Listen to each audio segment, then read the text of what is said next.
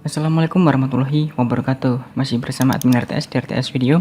Kali ini kita akan membahas mengenai mahasiswa teknik sipil wajib tahu tahapan mendirikan bangunan ya. Ini bukan untuk mahasiswa namun juga kalangan yang orang awam dan mungkin ya non teknik sipil lah gitu maksudnya. Saya kira juga biar tahu kayak gini loh, bahwa bangunan itu tidak langsung dibangun berdiri dengan mudahnya, tapi memang ada tahapan-tahapan yang memang harus dilalui gitu ya. Oke, rekan-rekan jangan lupa untuk klik dan sukai RTS Desain ya, fanpage RTS Desain. Ini merupakan jasa untuk freelance ya, baik struktur, arsitektur, MEP dan maket juga bisa ya. Nanti kita bantu bila rekan-rekan memang overload di pekerjaannya gitu ya.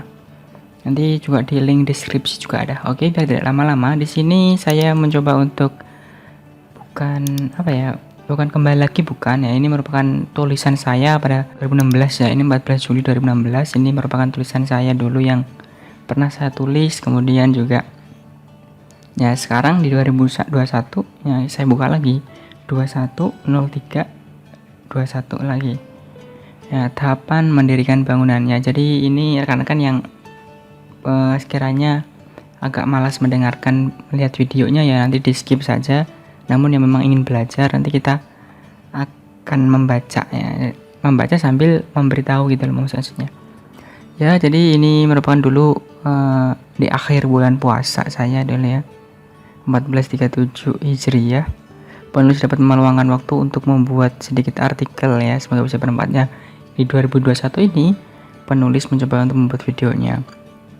Dalam mendirikan bangunan pastinya tidak langsung jadi dalam sekejapnya, itu bukan Bandung Bondowoso yang semalaman jadi, enggak.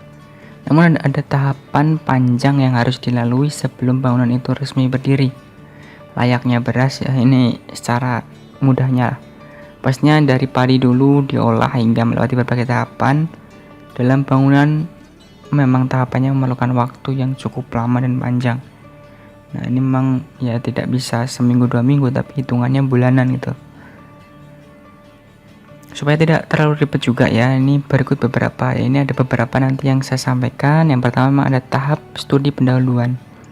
Ini biasa untuk memang proyek-proyek besar ya pastinya. Namun secara prosedur SOP ya sebenarnya baik besar maupun sederhana ya, ya harus dilalui tahapan ini gitu loh, biar bangunan itu memang sesuai perencanaan dan juga tidak ada suatu hal nanti yang kedepannya yang memang tidak diinginkan gitu. Tahapan ini adalah suatu kegiatan peninjau lokasi di mana bangunan akan didirikan ya, ini studi pendahuluan namanya.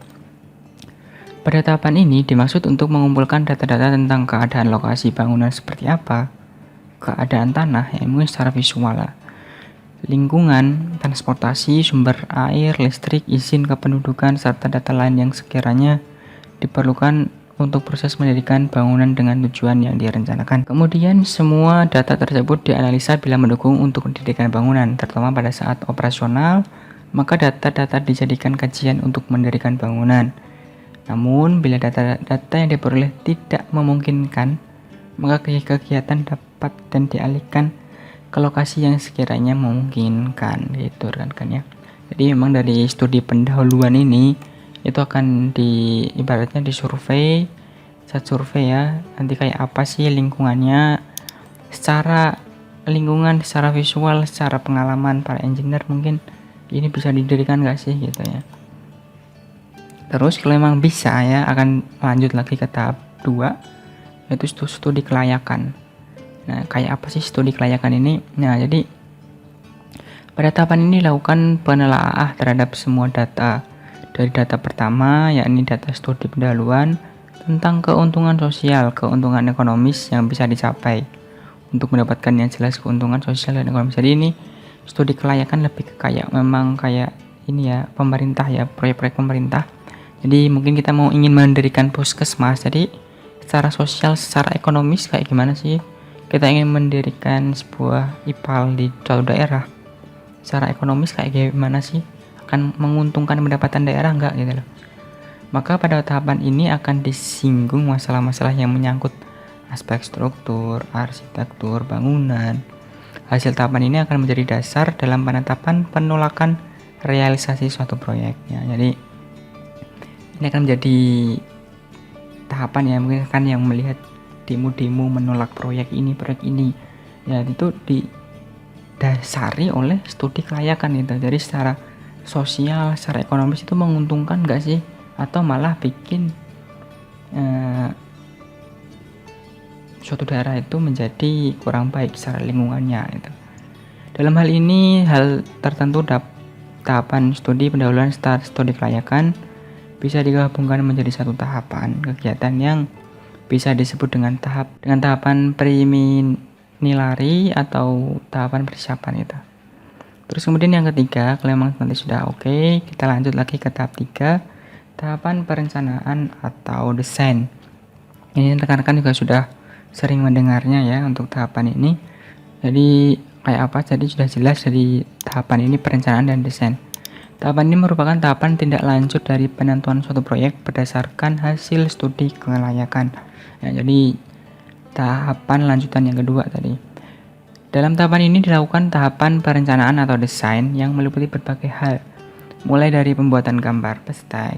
Untuk rekan yang belum tahu apa itu gambar bestek bisa baca juga ya nanti ya. Oh, ini ngeling ya.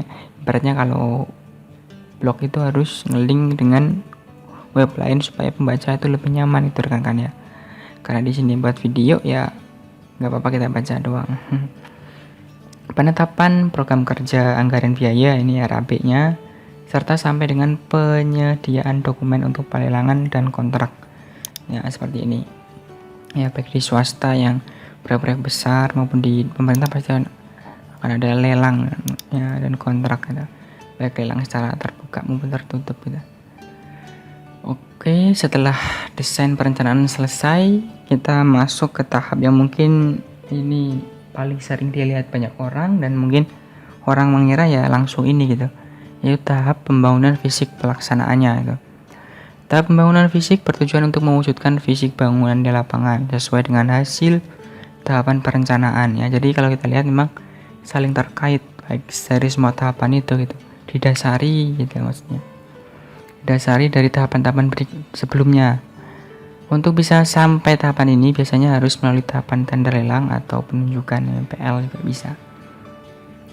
Yang kelima ini merupakan tahapan yang jarang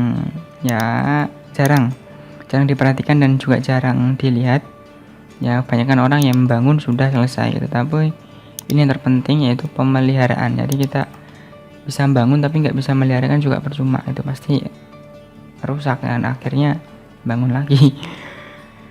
Ini merupakan tahapan yang terakhir dari suatu tahapan dalam mendirikan bangunan. Tahapan ini memang kecil atau bisa dibilang mudah, namun tidak bisa dipermudah ya, itu mudah tapi tidak bisa untuk dipermudah.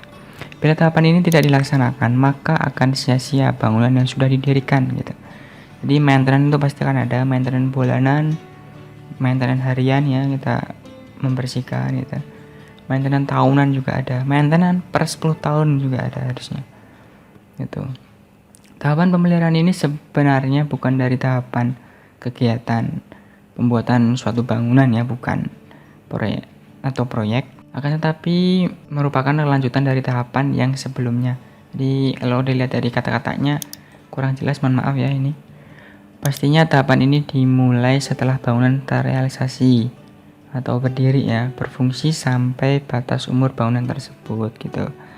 Ya mungkin rekan-rekan mahasiswa ataupun rekan-rekan yang mungkin menonton video ini yang bisa di-share oleh admin RTS gitu di RTS update ya. Jadi intinya kita tetap melihat perkembangan yang ada gitu. Jadi sebelum memang nanti admin RTS melanjutkan baik di RAP, menggambar di part-part berikutnya, karena kan harus tahu dulu tahapan mendirikan bangunan kayak apa gitu ya.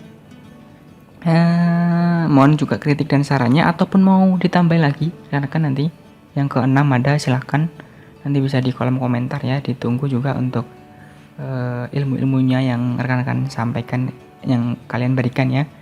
Kritik dan saran selalu kami terima untuk kelengkapan video ini. Terima kasih juga untuk saudara RTS. Kurang lebihnya mohon maaf. Jangan lupa untuk subscribe channel ini supaya berkembang dan bisa memberikan manfaat ke banyak orang, memberikan ilmu-ilmu yang lebih bermanfaat lagi di bidang konstruksi teknik sipil untuk memajukan engineer Indonesia pastinya. Terima kasih dan salam sipil.